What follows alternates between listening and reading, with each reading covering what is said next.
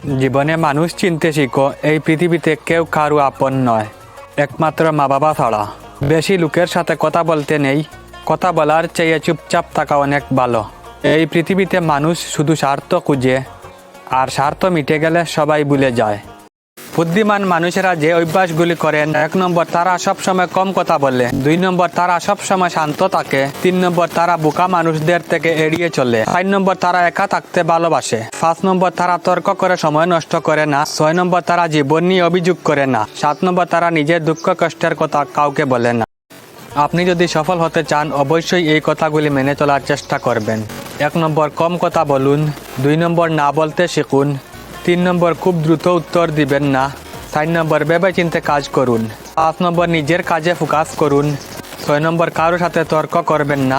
7 নম্বর, কাউকে ফ্রিতে জ্ঞান দিবেন না। 8 নম্বর, জীবনে কাজে লাগে এমন বই পড়ুন। 9 নম্বর, খুব বেশি চিন্তা করবেন না এবং স্বাস্থ্যের প্রতি খোঁজ নিন।